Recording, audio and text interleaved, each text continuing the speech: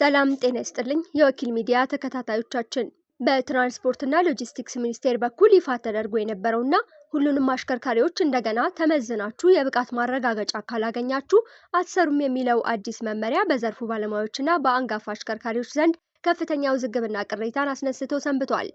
መንግስት ራሱ መርምሮ የሰጠውን መንጃ ፈቃድ መልሶ ህጋዊ መሰረት በሌለው መልኩ ጥያቄ ውስጥ እየከተተ ነው የሚሉ የከረሩ ትችቶች ሲሰነዘሩበት የቆየው ይህ መመሪያ አሁን ላይ በደረሰው አዲስ መረጃ መሰረት በዚህ ዓመት የማይጀመር መሆኑ ታውቋል።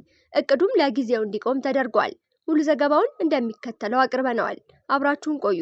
የትራንስፖርትና ሎጂስቲክስ ሚኒስቴር ሁሉንም አሽከርካሪዎች እንደገና እንዲሰለጥኑና እንዲዘምኑ የሚያስገድድ የሰነድ ዝግጅት ማጠናቀቁን ይፋ ማድረጉ ይታወሳል። ይሁን እንጂ ይህ ውሳኔ ለበርካታ አስርት ዓመታት የጭነትና የከባድ ተሽከርካሪዎችን ላሽከረከሩ አንጋፋ አሽከርካሪዎች ግልጽነት የጎደለውና ጥርጣሬን የፈጠረ ሆኗል። በኢትዮ ጅቡቲ መስመር ላይ ለረጅም ዘመናት ያሽከረከሩ ቅሬታ አቅራቢ አሽከርካሪዎች አጠቃላይ የብቃት ምዘና መኖሩን በበጎ ቢመለከቱትም የአሰራሩ ግልጽነትና ታማኝነት ላይ ግን ትልቅ ስጋት እንዳላቸው ገልጸዋል። አሽከርካሪዎች በአሁኑ ወቅት በመንጃ ፈቃድ ትምህርት ቤቶች የሚወድቁ ተማሪዎች በገንዘብ መንጃ ፈቃድ የሚገዙበት ብልሹ አሰራር በስፋት እየታየ ባለበት ሁኔታ ይህ አዲሱ ምዘናስ ከዚህ አይነት አሰራር ነፃ መሆኑ በምን ሊታመን ይችላል ሲሉ ይጠይቃሉ። ቅሬታ አቅራቢዎቹ እንደሚከራከሩት መንግስት ሁሉንም አሽከርካሪ በጅምላ ከመፈተን ይልቅ በትክክል አደጋ ያደረሱትን አሽከርካሪዎች የሪከርድ ዳታ በመውሰድና ችግሩን ለይቶ ማስተካከያ ስልጠና መስጠት ነበረበት። ማንኛውም አሽከርካሪ መኪና ቁልፍ ሲመታ ከፊት አደጋ እንዳለ ስለሚያስብ ስልጠናን እንደማይጠላ የሚናገሩት አሽከርካሪዎች ስጋታቸው ፈተናውን አላለፍክም በሚል ሰበብ በኋላ ላይ ገንዘብ የሚቀበሉ አደራዳሪዎች መሀል ላይ ገብተው ለብዝበዛ እንዳይዳርጓቸው ብቻ መሆኑን ያብራራሉ። ሌሎች አስተያየታቸውን የሰጡ አሽከርካሪዎች በበኩላቸው ሁሉም አሽከርካሪ ይፈተናል የሚለው አባባል ፍጹም ተገቢ እንዳልሆነ ይገልጻሉ። ለምሳሌ ከኢትዮጵያ ጅቡቲ ያለውን ያንን አስቸጋሪ መንገድና ከፍተኛ ሙቀት ተቋቁመው ለ20ና 30 ዓመታት ያሽከረከሩትን አንጋፋ አሽከርካሪዎች ምንድነው የሚፈተኑት ሲሉም ይጠይቃሉ። ስልጠናው አዲስ አበባ ወይም ሌሎች ከተሞች ላይ ያሉ መንገዶችን ብቻ መሰረት ያደረገ መሆን እንደሌለበትና የሀገሪቱን ትክክለኛ የመንገድ ሁኔታ ከግምት ያስገባ መሆን እንዳለበት የሚያስረዱት አሽከርካሪዎች ለበርካታ ዓመታት የረጅም ርቀት ጭነት ላሽከረከሩ ባለሙያዎች የሚያስፈልገው የብቃት ማረጋገጫ ፈተና ሳይሆን የስነ ምግባር ስልጠና ብቻ መሆኑን ያክላሉ። አሽከርካሪዎች ይህ አዲስ አሰራር በትክክል ይጀምራል ብለው እንደማያምኑ ገልጸው በቢሮ ውስጥ በኮምፒውተር የተማርከው ሳይንስና ቴክኒክ መስክ ላይ በተግባር አይሆንህም ይላሉ።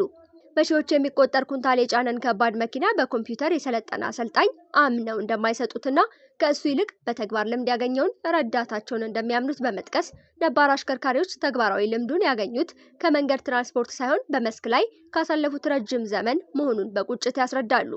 የኢትዮጵያ ከባድ መኪና አሽከርካሪዎች ማህበር በበኩሉ ልክ በሌሎች የሙያ መስኮች እንደሚታየው ሁሉ በዚህም ዘርፍ በተለይ አዳዲስ ቴክኖሎጂዎችን አጠቃቀም በተመለከተ በየጊዜው ስልጠናዎች እንደሚያስፈልጉ ያምናል። ይሁን እንጂ የማህበሩ ስራ አስኪያጅ አቶ ሰለሞን ዘውዱ እንደዚህ አይነት አስገዳጅ ውሳኔዎች ከመወሰናቸው በፊት አስቀድሞ አሽከርካሪዎችን ማነጋገርና ማማከር ወሳኝ መሆኑን ይጠቁማሉ። አቶ ሰለሞን እንደገለጹት አስገዳጅ ነገሮች ሲወጡ ሰፊ ጥናት ሊደረግላቸውና ባለድርሻ አካላት በተለይም አሽከርካሪዎች ሊሳተፉበት ይገባል። ከሐዋሳ እስከ ጅቡቲ፣ ሱዳን፣ ሶማሊያ እንዲሁም እስከ ኬንያ ሞምባሳ ድረስ እጅግ አስቸጋሪ በሆኑ መንገዶች ላይ ለ30ና 40 ዓመታት የነዳን አሽከርካሪ ማን ነው የሚፈትነው? ምንስ ነው የሚፈተነው የሚለው አስቀድሞ መጠናት አለበት። አሽከርካሪው ጎዶሎ ምንድነው? የሚፈተኑትስ በቴክኒካል ነው ወይስ በስነ ምግባር የሚለው የፍላጎት ምዘና በቅድሚያ መደረግ እንዳለበት ማህበሩ ያሳስባል። ይህንን ተከትሎ ማህበሩ ከትራንስፖርትና ሎጂስቲክስ ሚኒስቴር ጋር በጉዳዩ ላይ በቀጥታ የተነጋገረ ሲሆን አወዛጋቢው ፈተና ወይም ምዘና በዚህ ዓመት እንደማይጀምር ማረጋገጫ ማግኘታቸውን አቶ ሰለሞን ዘውዱ አስታውቀዋል። ማህበሩ በሰጠው ማብራሪያ የሚያሰለጥኑትስ እነማን ናቸው የሚል የጸና አመለካከትና ጥያቄ ስለነበራቸው በቀጥታ ወደ ሚኒስቴር መስሪያ ቤቱ በመሄድ ተወያይተዋል። በውይይቱም በ15 ቀን ውስጥ ይጀመራል የተባለው እቅድ ትኩረቱና ሰፊ ውይይት የሚሻ መሆኑ ስለታመነበት ለጊዜው እንዲቆም ተወስኗል። የሚኒስቴር መስሪያ ቤቱ ይህንን ሀገር አቀፍ የአሽከርካሪዎች የብቃት ምዘና የስልጠናና የደህንነት ማሻሻያ ፕሮጀክት SDS ድራይቪንግ ስኪልስ ከተሰኘ አንድ የግል ተቋም ጋር ብቻ ለመስጠት ማቀዱ ይታወሳል። ይሁን እንጂ በአንድ የግል ተቋም ብቻ ምዘናው እንዲሰጥ መደረጉ ፈጽሞ ተገቢ እንዳልሆነ የማህበሩ ስራ አስኪያጅ ገልጸዋል። አቶ ሰለሞን በ15 ቀን ውስጥ ተፈትነህ የብቃት ማረጋገጫ ካላመጣህ ከስራ ትባረራለህ የሚሉ ድንገተኛና አስፈራሪ ዜናዎች በአሽከርካሪው ላይ መሰራጨት እንደሌለባቸው አሳስበዋል። እንደ ማህበሩ እምነት ከሆነ በስሩ ከ30 እስከ 40 ሺህ አሽከርካሪዎችን የሚያስተዳድር ትልቅ ካምፓኒ ካለ መንግስት ኃላፊነቱን ለድርጅቱ ሰጥቶ በራሱ እንዲያሰለጥንና እንዲፈትን ማድረግ ይኖርበታል።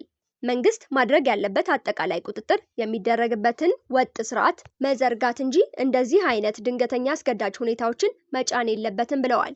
ይሁን እንጂ የትራንስፖርትና ሎጂስቲክስ ሚኒስቴር ከቀናት በፊት ባወጣውና በኋላ ላይ ከይፋዊ ማህበራዊ ገጹ ባነሳው መግለጫ ይህ ሀገር አቀፍ የአሽከርካሪዎች የብቃት ምዘና፣ የስልጠናና የደህንነት ማሻሻያ ፕሮጀክት የመንገድ ደህንነትን በከፍተኛ ደረጃ በማሻሻል የትራፊክ አደጋን ለመቀነስ ያለው ድርሻ ከፍተኛ እንደሆነና ማንኛውም አሽከርካሪ ይህንን አዲስ የብቃት ምዘና የመውሰድ ግዴታ እንዳለበት አስታውቆ ነበር።